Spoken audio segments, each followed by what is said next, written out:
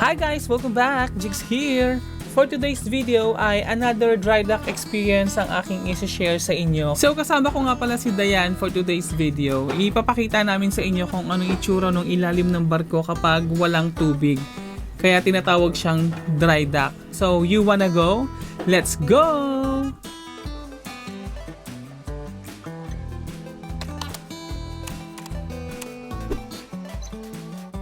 So ayun na nga guys, at inalaw na naman kaming makapunta dun sa pinakababa ng barko during dry dock. Ganito talaga yan kapag malapit nang matapos yung dry dock, pinibigyan nila ng chance yung mga crew na makababa doon and makapag picture taking. Kaya naman hindi na namin pinalagpas yung pagkakataon. Bumaba na rin kami ni Dayan para makapag picture taking sa baba. Katulad ng mga kasabay naming mga crew ngayon. So medyo marami kami this time.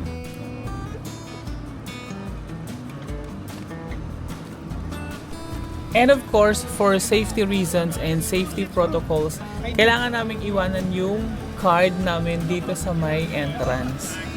Para malaman nila kung sino yung mga crew na bumaba at ilan yung mga crew na bumaba doon. Yes, okay. Put it in here, guys. Thank you.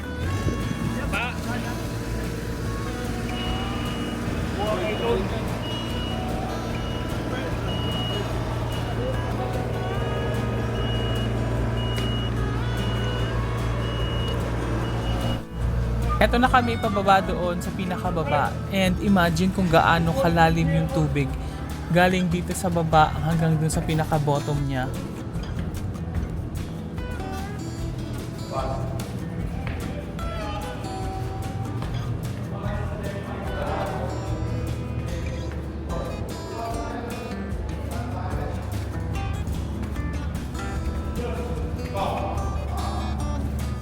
Lalim.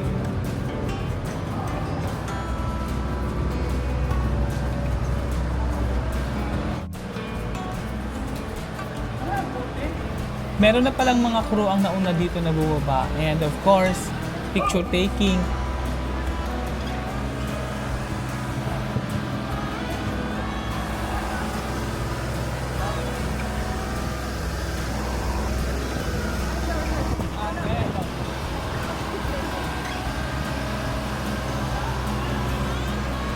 Kakaiba talaga ang experience na to kasi makikita mo ng close up yung mga turbines sa baba at magtataka ka kung bakit or kung paano lumulutang yung isang barko, diba? Tapos puro siya bakal.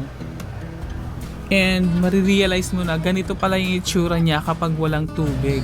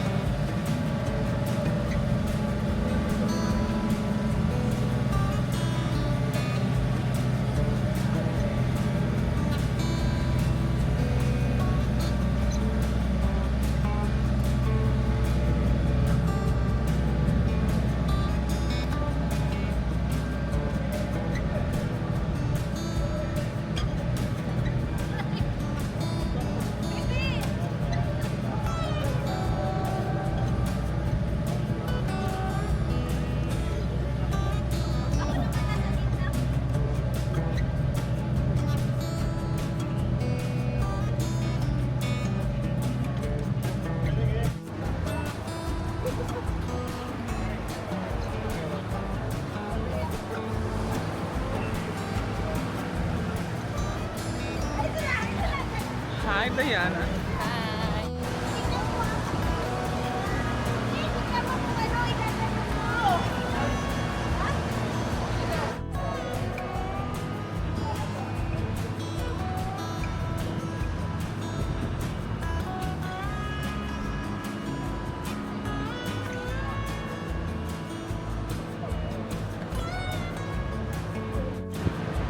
Ito yung barko pag wala ng tubig. Dito kami sa ilalim. So first time nating hahawakan yung pinakailalim ng barko. So ayun na nga, at first time kong mahahawakan yung pinakailalim ng barko. Nakailang dry dock na ako pero never kong sinubukang hawakan yung pinakailalim ng barko. Ngayon pa lang. And grabe naman, parang super kapal nung bakal. Puro bakal talaga siya. Pag kinatok mo siya, talagang solid na solid yung pagiging bakal niya.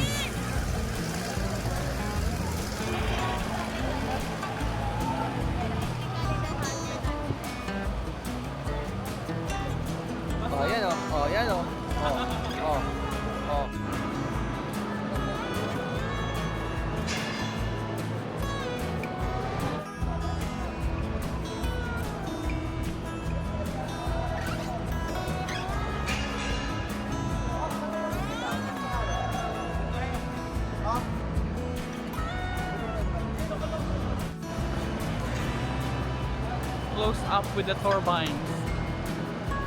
And parang feeling ko kahoy lang yung pinapatungan ng barko. Kaya hinawakan ko siya and confirmed kahoy nga. Kahoy lang pala yung Ay, excuse me muna. kahoy lang, nakakatakot.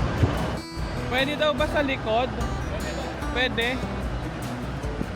Punta daw kami sa likod. Sa likod daw pwede, tara. So, ito yung bagong experience ko ng dry dock kasi inalaw kami pumunta ng bandang likuran. Dati kasi hindi ko napupuntahan yung likod kasi bawal daw. So, ngayon, inalaw nila na pumunta yung crew and makapag-picture taking. Ay.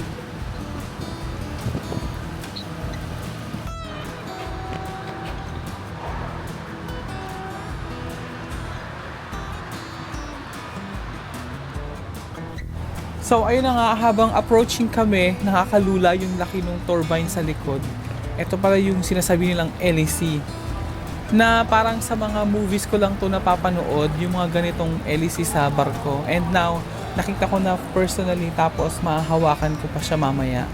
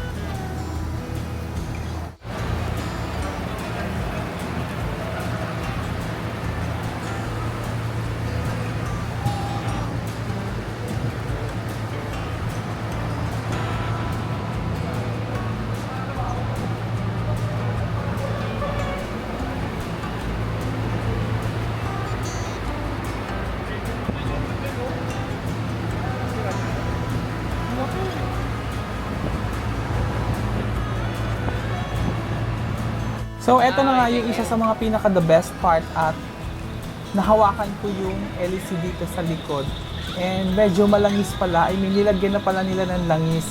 And ayun nga, naabutan na kami ng oras. It's time to go back na daw sa taas kasi ibang batch naman ang bababa.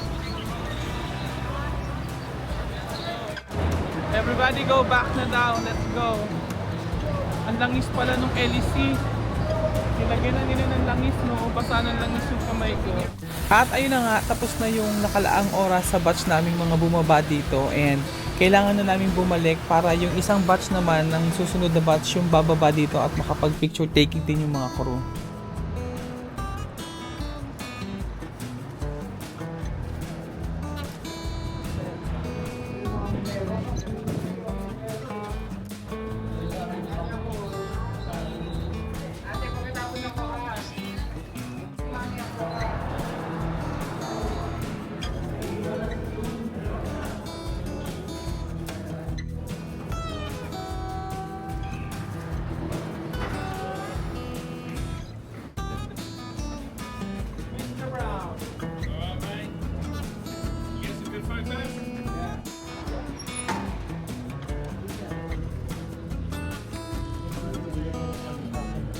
This is mine.